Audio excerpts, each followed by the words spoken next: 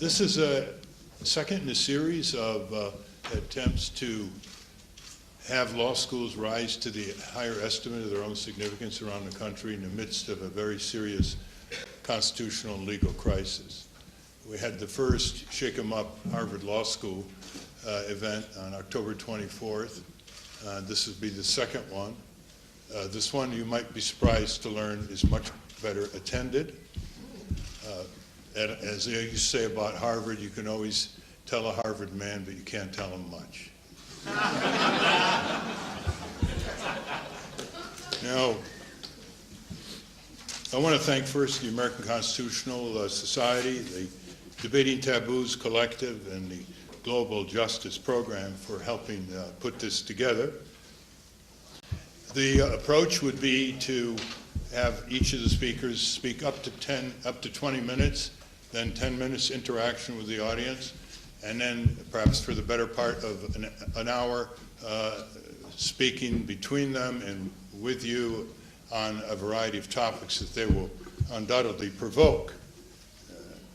I want to say a few words about the presenters. You might have heard years ago in studying classical literature that the ancient philosopher Heraclitus once said, "Character is destiny." And I would add that personality is decisive.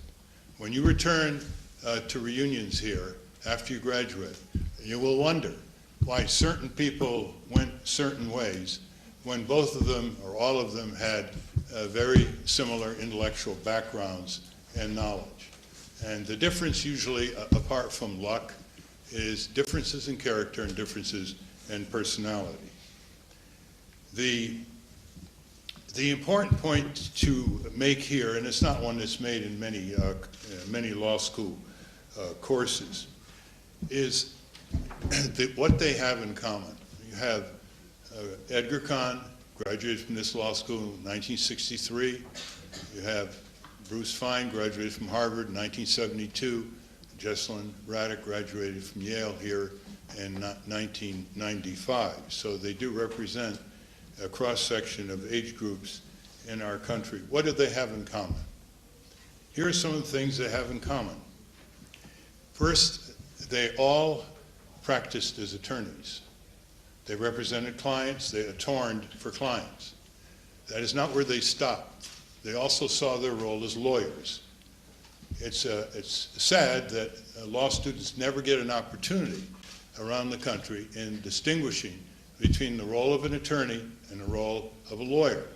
The attorney attorneys for the client zealously, you've heard that, but the other side of that person, licensed to practice law, is to look out for the overall nature and distribution and administration of justice, the big system, the big picture of what the rule of law is supposed to be all about. The presenters here have been both attorneys and both lawyers. They're also all parents. They're all authors and writers of many articles in the main media as well as the professional media.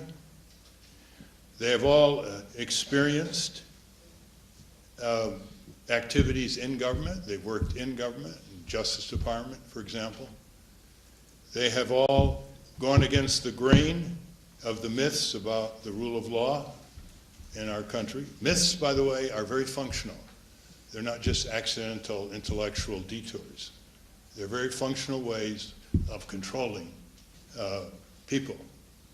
They've gone against the grain of these myths, and how the principal myth being that no one is above the law.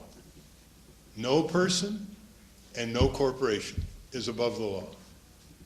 But increasingly, as the crisis of power over law intensifies, what happens is more and more people rise above the law. The corporate barons of Wall Street, not prosecuted.